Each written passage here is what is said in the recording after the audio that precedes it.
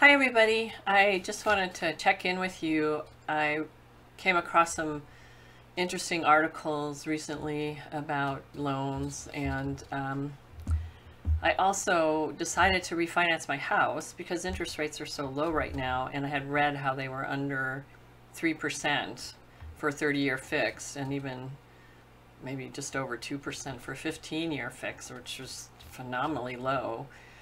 And I've been in real estate since 1985, and I've never seen interest rates this low. My present interest rate on my primary residence is 4.125, I think. So I had always heard if you could drop your interest rate a point, you should do it. So I thought, well, now's the time to do it. So I made an application with my credit union and was informed by them that it was 60 to 90 days on a refinance. And I think, the market's going bonkers as far as refinances go, and of course with purchases with the low interest rates.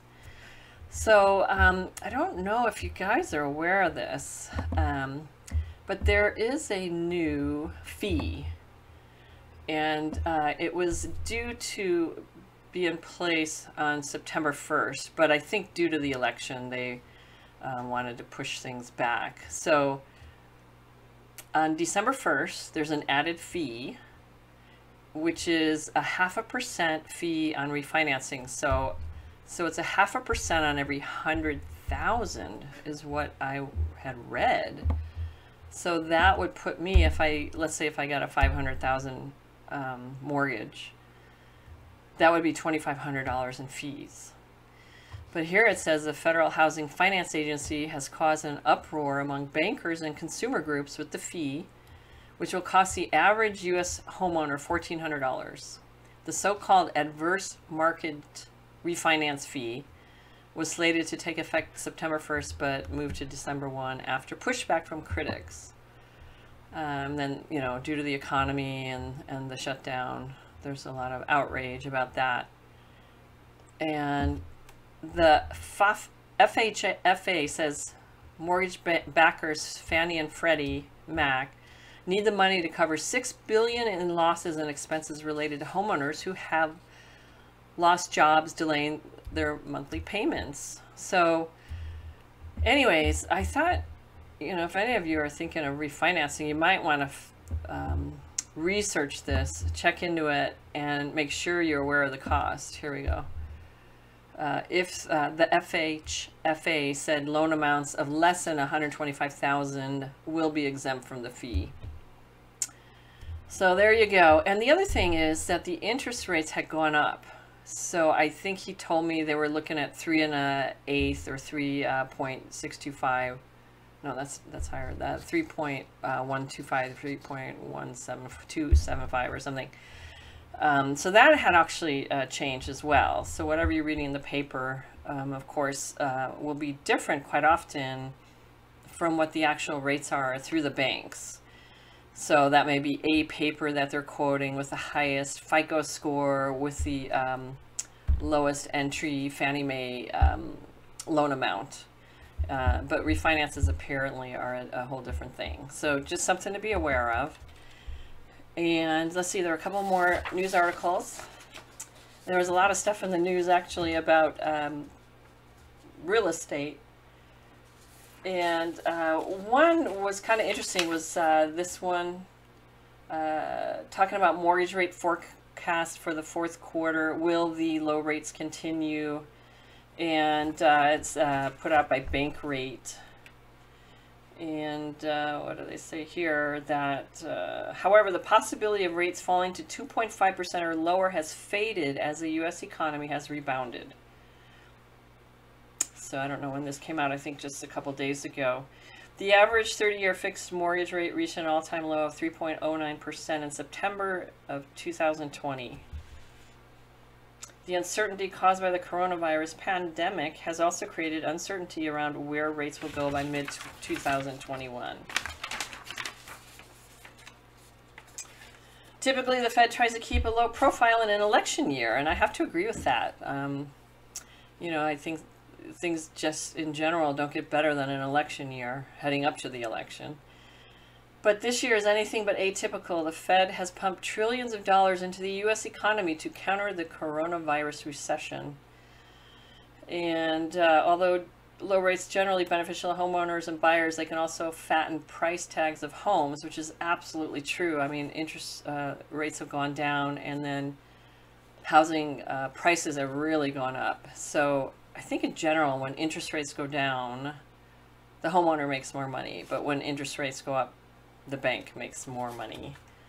So that was something to be aware of. Don't expect low interest rates to stay down forever. And my experience is that when interest rates go down, they're down for a minute. You know, I mean, if you're lucky enough to be in the system and can lock right in that short window of time when interest rates are just at the lowest they're going to be, because the banks are very quick to raise the interest rates and they're very slow to lower them. They don't make as much money when interest rates are lower. So, and here's another real estate article from the Business Times. Home sales contracts hit record as low mortgage rates fuel housing rally. Absolutely true. There's a shortage of inventory everywhere, I understand. Something else that was kind of interesting is I am working with some people, a couple of different people I've worked with have decided to move to Arizona, so out of the state of California, where they can sell their house here and buy a house there for cash. But I understand from one person I know who's moving there that they are also seeing multiple offers in a lot of the more popular places that people want to go. And these are mostly retirement age people, you know. They just don't want the increased traffic anymore here. You know, they're ready to go somewhere where they don't have as many financial pressures from having a mortgage loan on their house. So, but there was another interesting article about how many people are moving to Boise in Idaho. California interest in Boise housing market increases amid pandemic. And this was from KTVB. So I think it's a local station in Boise. You know, this kind of reminds me when Californians seem to have this exodus every, 10 years or something, maybe as prices get high. And it was very common to go up to Oregon for a while, Washington. And the joke was always, well, when you go there looking for a house, make sure you don't have California plates on your car, because there's two prices, one for the locals and one for Californians, you know, because we were bringing bags of money up there, which they all seem to complain about, all of us moving in there. But they don't realize, you know, the pressure that's on us with having all the people from different countries moving in here and driving our own prices up. So that was kind of interesting. It seems like there's more Californians moving to Boise. I can attest to that. I know a few people that retired up to that area. And again, it's retirees. They don't go for jobs usually.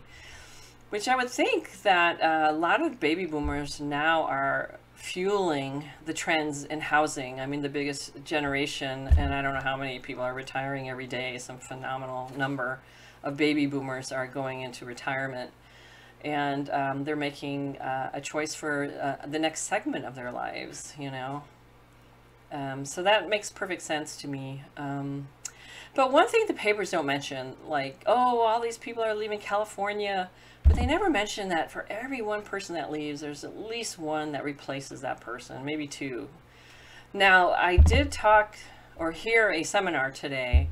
It's been Tech Week, so I've been on a lot of webinars. And one of the guys was talking about how in San Francisco there has been a dip in prices there. Condominiums, apparently, there's just a lot to be had, especially on the upper end, which makes perfect sense. I mean, it's a tourist town, so you're going to have a lot of people that probably do Airbnb on their properties, at least some part of the year, or some part of the dwelling.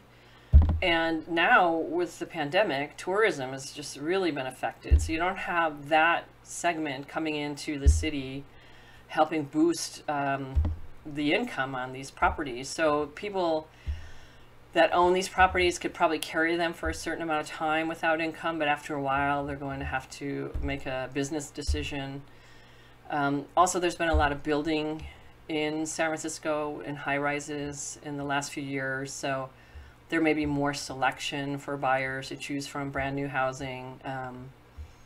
And I think it's more the high rises that are being affected there as opposed to the walk-ups, the smaller buildings. So, but anyways, you know, we're just in an environment of microclimates. And I also heard a statistic on one of the programs I listened to recently that in Dallas, 60% of the FHA loans are in arrears.